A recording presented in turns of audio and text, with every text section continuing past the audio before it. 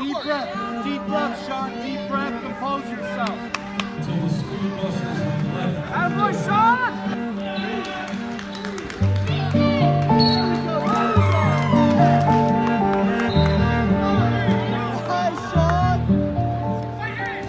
There we go.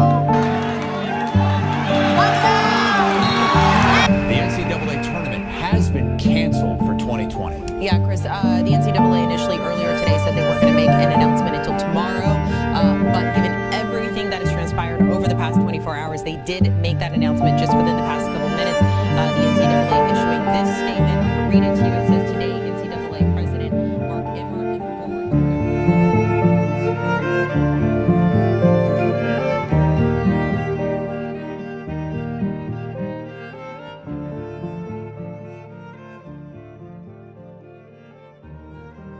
His high school coach reached out to me. They're from St. Joe's Prep. So I looked up Sean, and I got to see that, you know, he had some pretty good wins against some top-ranked teams. You know, some kids, you know, who placed in the state tournament and who went on and did really well. I think his junior year, he took, I think, 5th in the region.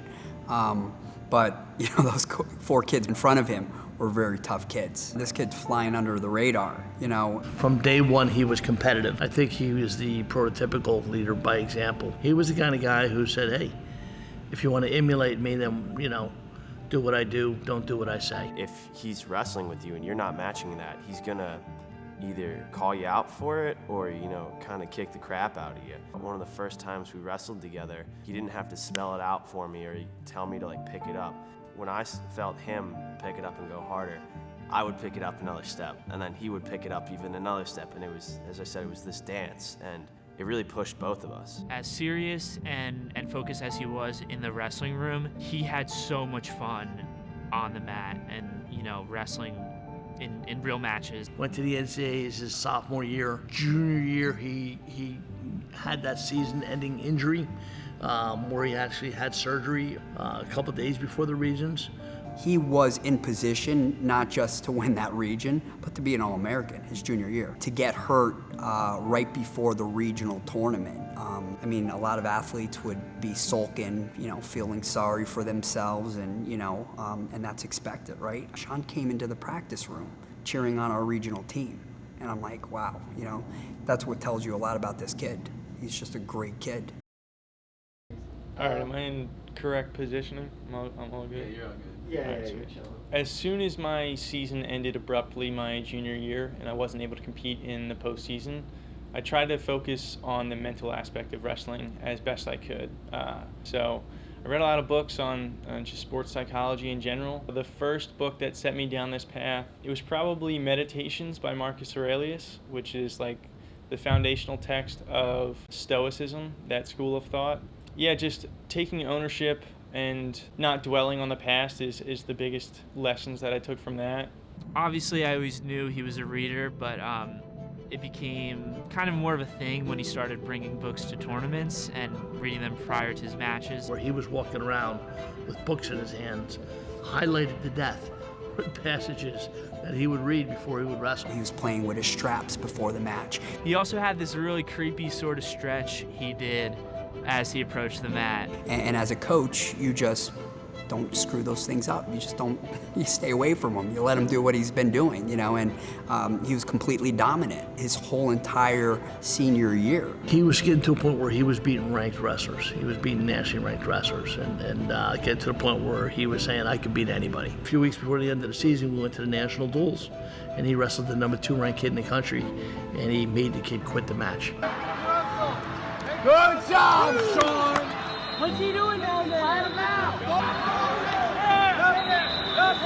I've never seen a kid quit a match before. But in the middle of the match, the guy said, done, you know, and then they took him off. I guess they called it an injury default. But the next round, the team he was wrestling for, that same wrestler wrestled the next round. He wasn't hurt. The 2 weeks leading up to the national tournament my senior year is an experience that I don't know if I'll ever get again.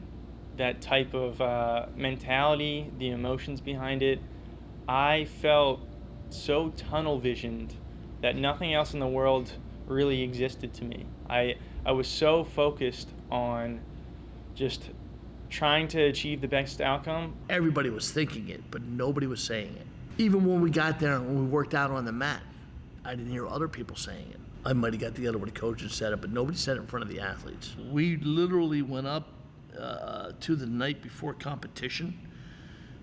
Everybody checked their weight. Sean was very healthy. You know, you get beaten up in our sport, and you know, we all checked our weight. You're picking up food for weigh-ins the next morning when we get the phone call. I was on my way to the airport. Bruce called me up and he was like, they just canceled the tournament.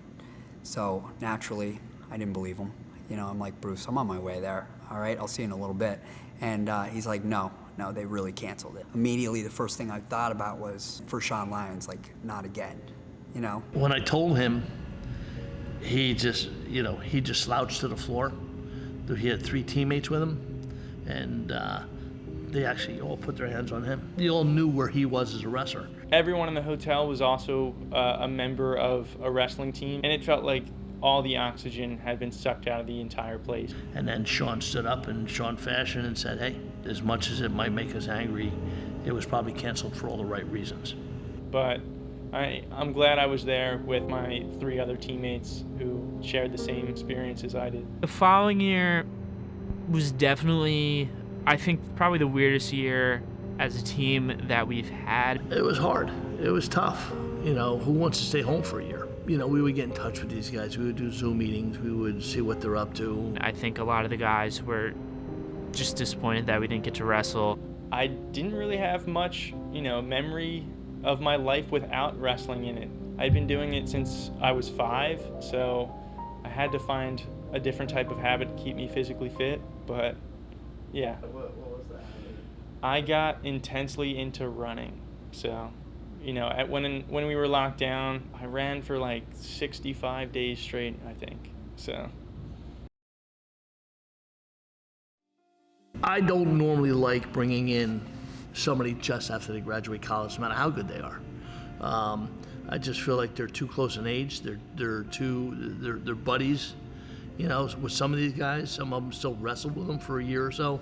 I feel like Sean's an exception. He's just got another level of maturity. There's a lot of things that Sean can share, about this program and about his journey. I think 2 months before the start of this school year, maybe in August, I got a call from Coach Haverly. Sean, are you interested in coaching with us? I just put it out there right away. I told him. I didn't really have to think about it for, more than a minute or 2. I honestly didn't fully believe it until we had a team meeting and he showed up and Coach Haverly introduced him as Coach Lyon. And I told him I could never call him Coach Lyons. I just always called him Sean, but I loved having him in my corner. We were not sure what kind of coach he would be, right? We knew what kind of wrestler it was, but this is new territory for him and new territory for us working with him. I noticed when he came in, he was more of a student. He was quiet. I think he's grown into the coaching position. These guys look up to him. I mean, he had a lot of success. I think it also gives him the ability to get back on the mat and work with these kids. I think he enjoys that. It does provide some solace of, a connection to a hard break, right?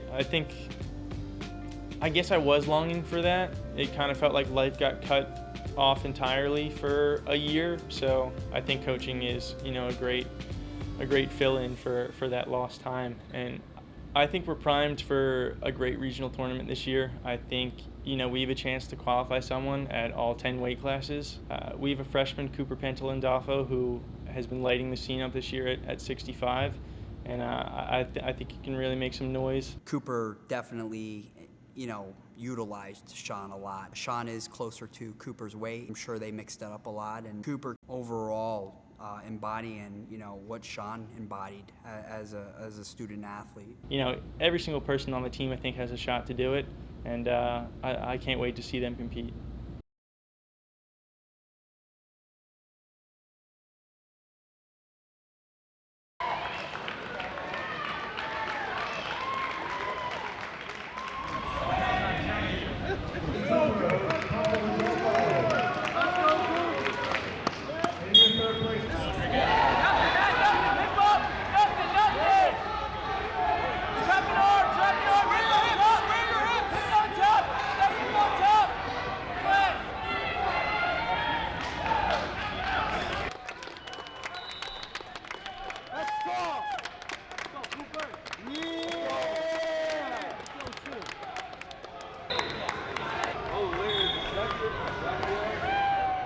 It's unfortunate that those 2 opportunities were taken from him, but he knows how that feels. And, you know, I'm sure that he doesn't want our athletes to feel that.